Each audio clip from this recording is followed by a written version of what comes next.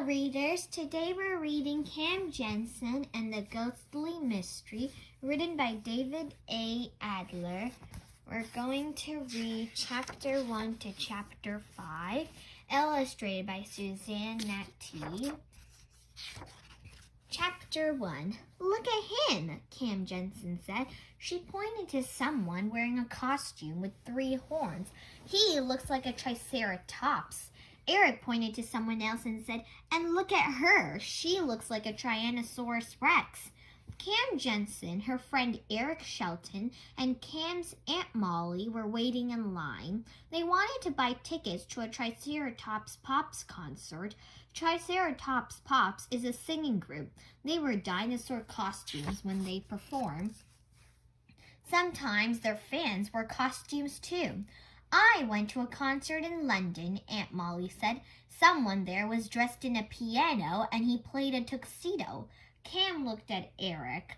Then they both looked at Aunt Molly. Aunt Molly laughed. Oh my, I said that wrong. The man was dressed in a tuxedo and he played a piano. Aunt Molly thought for a moment. And it wasn't in London, it was in Paris. Cam stepped out of line. She looked at all the people ahead of her. They were all waiting to buy tickets. I hope there are still tickets left for us, Cam said. The man standing behind Cam smiled and asked, Excuse me, but isn't this a long line for a science talk? The man was carrying a dark suit and a tie. He was carrying a large leather briefcase. This isn't for a science talk, Eric told the man. We're waiting to buy concert tickets. Oh no, the man in the suit said. My children asked me to get them tickets for a talk about dinosaurs. The man took a piece of paper from his pocket and looked at it. They asked me to come here and get tickets for a talk about the Triceratops. This is a concert hall, and the Triceratops Pops is a singing group, Eric explained. Some people call them T-Pops. They're very good. A tall teenager standing behind the man said, The T-Pop singers are into science too. They're masters of the science of sound. Aunt Molly pointed to a woman walking by. The woman had green and purple hair. Aunt Molly whispered, She looks strange. I think she looks nice, the tall teenager said. Cam looked at the woman with the green and purple hair. Cam blinked her eyes and said, Click. She looks interesting. I want to remember her. Cam Jansen has a photographic memory. It's as if she has a mental camera and there are photographs in her head of everything she has seen. Cam says click is the sound her mental camera makes when it takes a picture. Cam's real name is Jennifer Jansen, but when people found out about her mental camera, they began calling her the camera. Soon, the camera was shortened to Cam.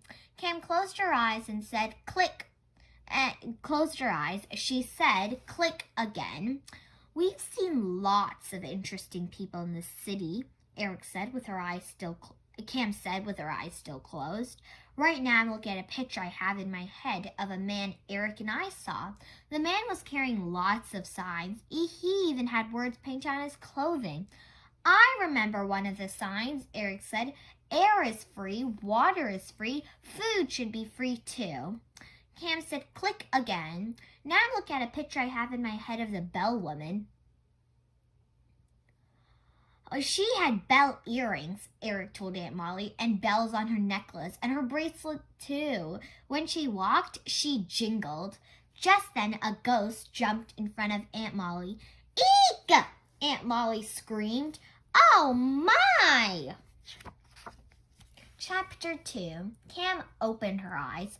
Someone wearing a ghost costume was standing in front of Aunt Molly. The ghost was wearing a large white sheet, black gloves, and a scary gray mask. He waved his arms and shouted, Boo! Cam looked at the ghost, blinked her eyes, and said, Click! Aunt Molly put her hand to her heart. She held on to Eric and said, Oh my! Eric whispered, It's not a real ghost. Eric pointed and said, He's wearing sneakers. Real ghosts don't wear sneakers. The ghost waved his arms and shouted, Boo! Again. Then he jumped in front of someone else. "What a curious thing to do," the man in the goat suit said. "This dinosaur singing group seems to attract odd fans." "Excuse me," Cam said, "but I'm not odd." "Someone should stop that ghost," Eric said. "He's scaring lots of people." The ghost yelled, "Boo!" and waved his arms at a group of teenagers. They yelled, "Boo!" and waved their arms back at him. Then the ghost held up his arms and ran in circles around a small boy and his mother. When the ghost yelled, "Boo!" the boy grabbed onto his mother and cried. "Scaring young children is not funny," Aunt Molly said. "That's an evil ghost," the man in the suit said. "Hey, you!" a security guard from the back of the line called out. "Stop that!" The guard was hurrying toward the ghost. Another guard was running from the front of the line. They chased the ghost away from the line and into the train station. The entrance to the station was just past the end of the line. Lots of people were leaving the train station. They hurried past the ghost. Some smiled when they saw his costume. The ghost walked up to a short old man wearing a bright yellow shirt. The man was bent slightly forward. He was holding papers and magazines to his chest. He didn't seem to notice the ghost. "Oh, no," Aunt Molly said. "I hope he doesn't scare that old man." But that's just what the ghost did. The ghost jumped in front of him. The ghost waved his arms and yelled, "Boo!" The old man looked up and saw the ghost. The old man opened his mouth as if he was about to scream, but he didn't. His hands fell to his side. His papers and magazines scattered. The man clutched his heart and dropped to the ground. Chapter 3. The old man's arms and legs were stretched out. His glasses had fallen off. His newspapers and magazines were on the ground. The guards and a few people from the line ran to him. A teenage girl was the first to get to him. She shook the man and said, "Get up! Get up!" The man didn't move. "I knew it," Aunt Molly said. "He was so scared that he had a heart attack." The ghost turned. He looked at the guards and the people. Then he ran off. One of the guards and two teenagers chased after the ghost. But then the old man opened his eyes. He moaned, Oh, help!" The guard and the teenagers turned. They ran to the man. The old man put his hand to his heart. He closed his eyes. "I'll call for an ambulance," one guard told the other. "You stay here." The guard took a small telephone from his pocket. He spoke into it. He said there was an emergency. He spoke up with the old man and gave his location. "Step back," the other guard said. "Give him air." "Just a minute," the guard talking into the telephone said. He hurried to the old man. He bent close to the man's face and listened. Cam whispered to Eric, "He's checking if the man is breathing." Then the guard picked up the man's hand. "Now he's checking the man's pulse," Cam said. The guard spoke into the telephone again. "He's breathing. His pulse is steady." The guard held the telephone close to his ear for another minute and listened. Then he put the telephone in his pocket. The other guard called out, "Is there a doctor here?" "I'm a baker," someone said. "I'm a teacher." "I run a large business," the man in the suit said. "We sell cloth to stores all over the world." "This man needs a doctor, not someone who sells cloth," the guard said. "My cousin is a doctor," one woman said, "and I know what to do. Raise the man's head." "No, raise his feet," someone else said. "Breathe into his mouth." "No, just leave him alone."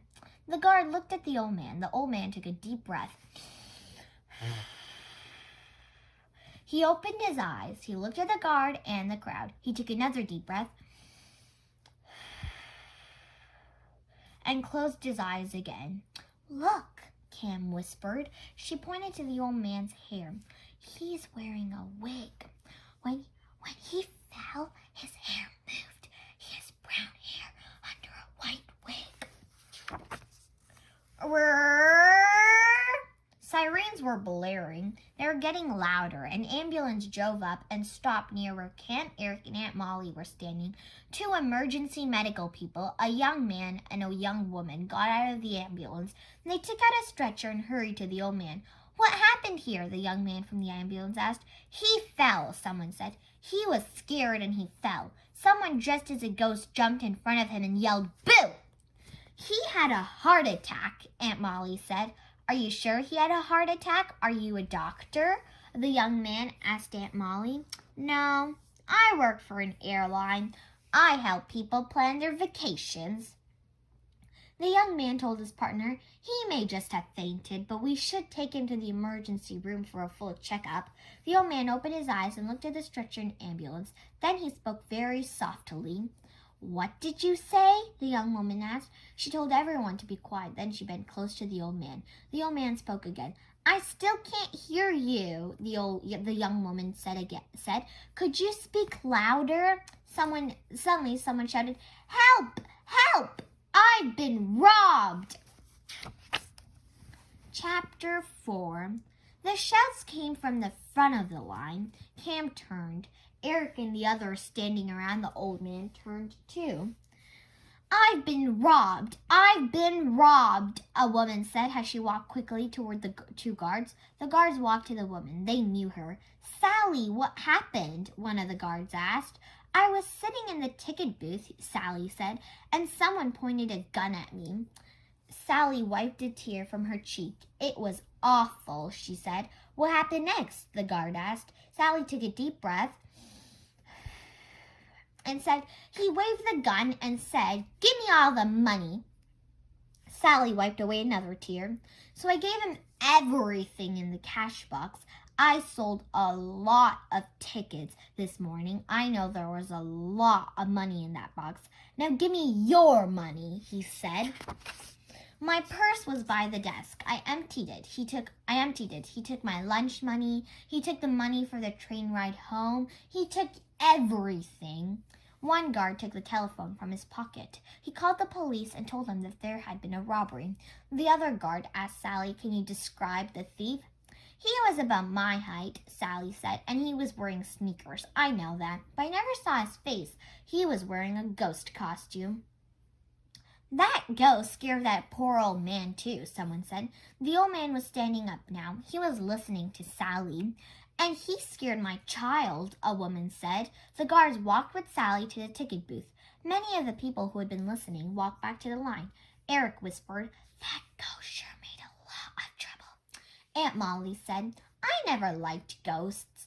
Eric and Aunt Molly walked to their place in line. Cam didn't. She was still watching the old man. The emergency medical people were holding the stretcher.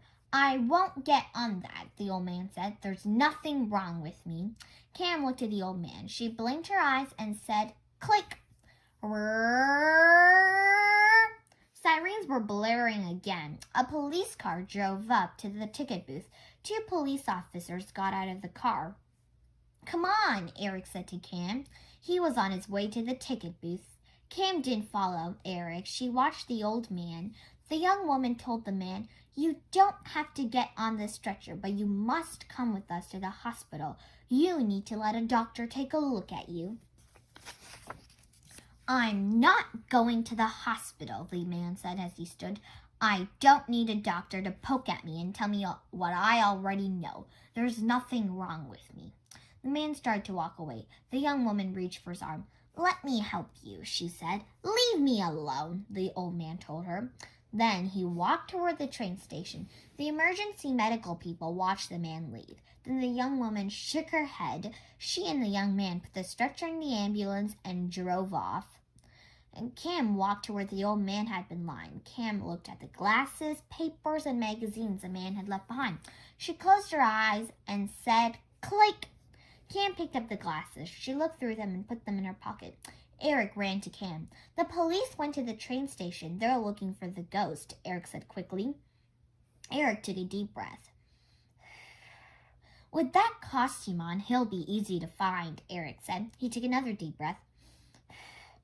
Eric, Cam said slowly, he'll take off the ghost costume. That was the plan. Then it'll be very hard to find him. Eric scratched his head and said, You're right. If the police want to catch the thieves, Cam said, they should come with me. I'll be looking for the old man. Okay, so now we're going to stop and we're going to continue it tomorrow.